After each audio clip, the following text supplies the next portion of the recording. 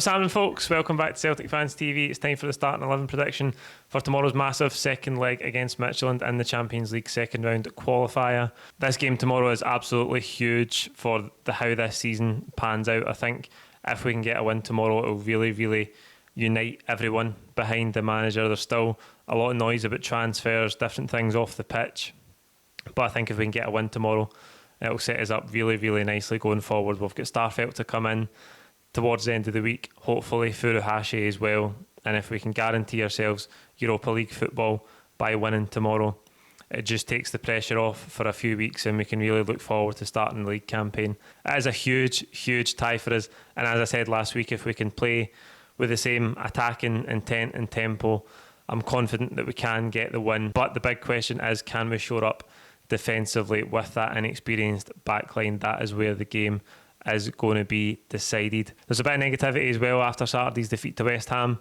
so it'd be really nice to dispel that by winning tomorrow, and then we can really move on in a positive frame of mind entering the start of the league season at the weekend. I don't think there's going to be too many surprises in terms of the manager's lineup tomorrow. Midtyjlland prepared for this one by beating Aalborg 1-0 on Saturday, so they come into this one off the back of a win as opposed to a defeat the way they came into the first leg. No doubt they'll be a bit more confident at home than they were away at Celtic Park, but we've got to do our best to quell that and start the game really positively. So here we go, we'll start in goals. You'll be pleased to know that I've updated the cartoons a bit for last week, but please remember they're cartoons. Yes, cartoons, that means things are exaggerated. It's not to be taken seriously, it's just a cartoon of each player's face. We'll start in goals. Vasilis Barkas looks like he's going to keep his place.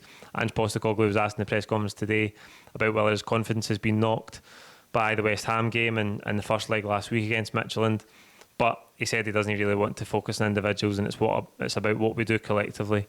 That's what's going to get us through this tie. So you can tell that right now we're going to persist with Barkas, rightly or wrongly. We know we need a new goalkeeper. We need a goalkeeper at a higher level, but it's too late for this game. So Barkas will start in goals. The back four, again, I said last week, I couldn't believe I was going to read out the back four. Then the back four has lost its most experienced starter from last week because Beaton obviously got sent off. So it'll be Ralston at right back, believe it or not. At centre half, it's going to have to be Stephen Welsh. And I feel like Ange Postecoglou will stick with Dane Murray. He could bring Uzaze Urhoghide in. Maybe even Liam Shaw could drop back there. But he's so limited for options. And I think he will stick with Murray based on the fact that he likes him. I think there is some potential there in Dane Murray. But I think he just got exposed a bit at the weekend against really high quality opposition in West Ham. If he does start this game, Murray, you've just got to hope that Saturday doesn't get in his head too much. He did make a couple of mistakes and he was punished, as I say, by a quality team. I hope that if he starts tomorrow, that's not lurking in the back of his head and he can start the game really confidently. At left back, it'll obviously be Greg Taylor. A really inexperienced back four, as I say.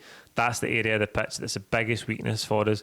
That back five doesn't fill anyone with confidence. In midfield, I expect it to be Sorrow with McGregor and Turnbull ahead of him.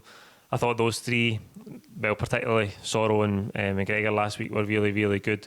Turnbull, maybe not so much in the game, but hopefully he can go and affect it this week, get on the ball, because he's going to be key in terms of creating chances for us.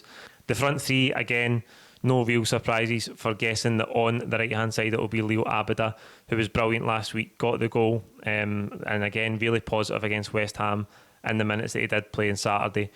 More of the same for him. We've got to get him on the ball.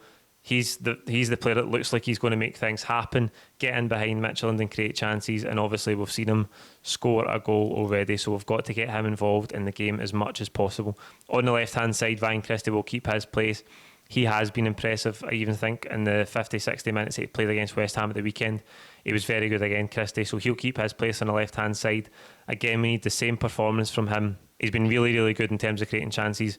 Recently, Ryan Christie, again, he swung in a brilliant cross for Edouard at the weekend, and Edouard really should have buried it. That's what this game is going to come down to. Can the back four get through the game unscathed, and can we take the chances at the other end? Last week, we played really well going forward, but we had 3 or 4 chances, and we only really took 1. We've got to take our chances tomorrow night, because that is what is going to decide this tie. And up front, leading the line, I fully expect it to be Odsonne Edouard. Ayeti wasn't involved at the weekend.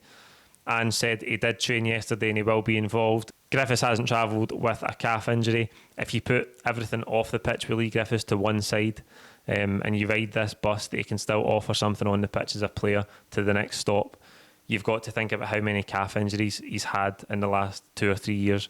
The times where he's been in shape and available, this calf problem seems to never be far away. Even if you forget or you want to excuse all the off-the-field stuff, on the field, his injury problems are there for all to see as well. So again, it's another big game where he's unavailable, even off the bench.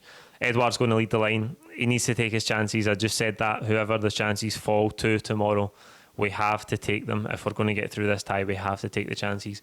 We know that Edouard can do it.